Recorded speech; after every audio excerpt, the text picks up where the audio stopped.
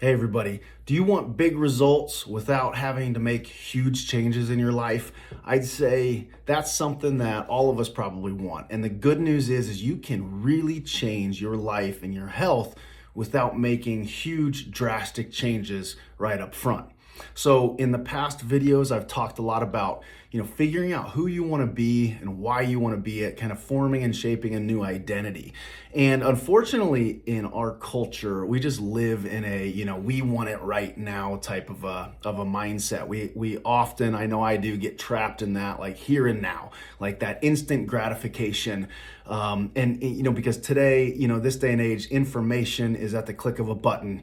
So many things just come so easy, but unfortunately, changing your life, changing who you are, changing your health and the trajectory of your health, right? It's always not that simple, but it can start that simple. And that's what we're going to start talking about with small, sustainable steps and habit changes.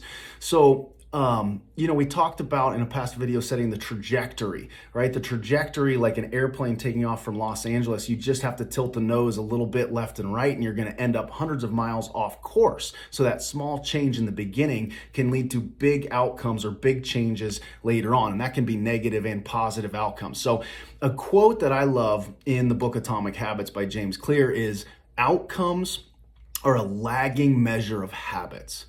Outcomes are a lagging measure of habits. So the habits we start today are going to have rewards later on down the road, kind of like the airplane, over distance, over time. The small things do add up. Okay, now that goes in a negative consequence as well. So if I'm, smoking a lot today, I may not see the health detrimental things right now, but man, 5 years, 10 years, 20 years down the road, that lagging outcome will become apparent later on. So the same mindset we can have with changing good habits. So I hope that makes sense to you. So for example, some examples of this would be if you struggle with being overweight, right? That's a lagging outcome of the choices you've been making with nutrition and exercise, etc. Your knowledge is a lagging measure of your learning habits, right? Do you read books? Do you do self-help books? Do you read and listen in order to gain knowledge and learn, right? So that's an example. Even financially, like your financial situation is a lagging outcome of your habits now, your spending habits. So are you spending a lot of money every day eating out, getting the $8 Starbucks drinks, or are you being more wise with your choices and your habits now that will pay off in the end? So that's kind of the point of these small changes now will have negative or positive consequences down the road.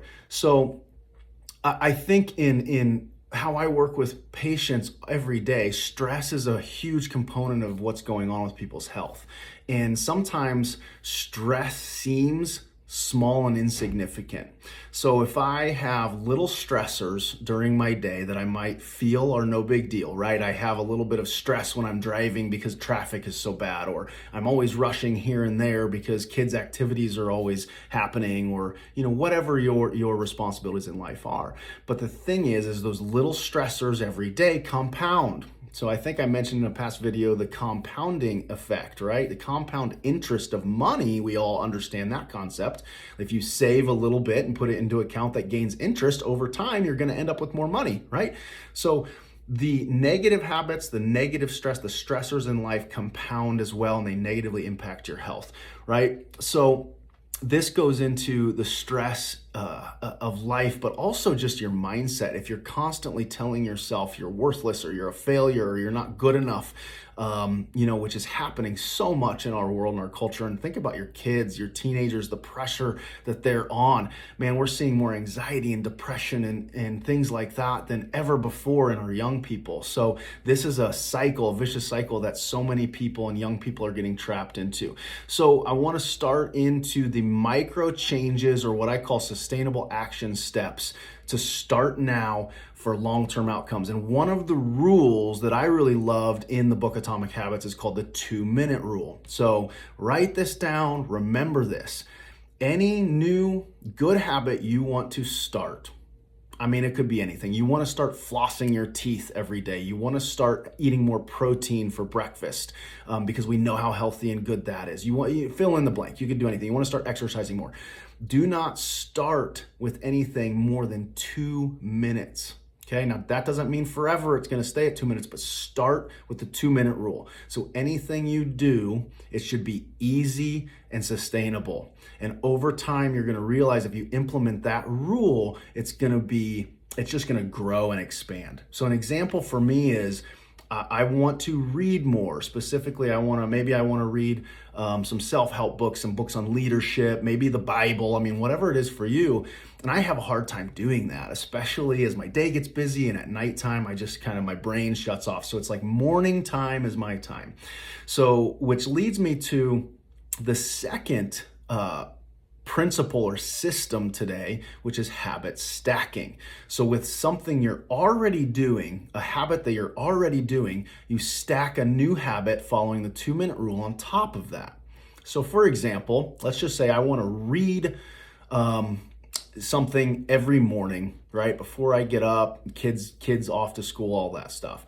So I'm going to say, okay, I already get up, take a shower, brush my teeth, and then I usually go have a cup of coffee. With my cup of coffee, I'm going to start reading something for 2 minutes, and that's it. Simple as that. That would be an example of a habit stack. And then maybe I add something onto that later, stack another habit. So after I read for 2 minutes, I'm going to practice 2 minutes of gratitude, or 1 minute of gratitude, or a prayer, or whatever it is you want to do. That's an example of habit stacking. You start stacking these things on top of each other throughout your day. It doesn't have to be with morning routine. And over time, you can really transform your morning routine, your daily routine, and you're going to see powerful outcomes, big results without huge changes, which is what I started this video with.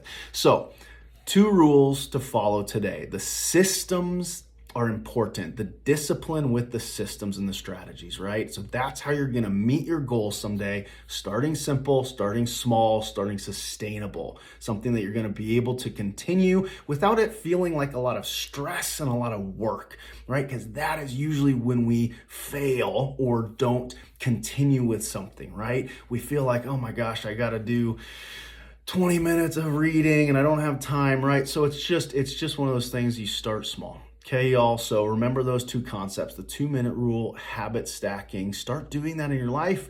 Drop me a message and say, hey, or a DM and say, hey, here's what's happening in my life. Here's what I'm trying to change. Or if you have questions or need suggestions, let me know. I'm happy to help. So that's the tidbit for today. Hope you have a great, beautiful weekend. Bye-bye.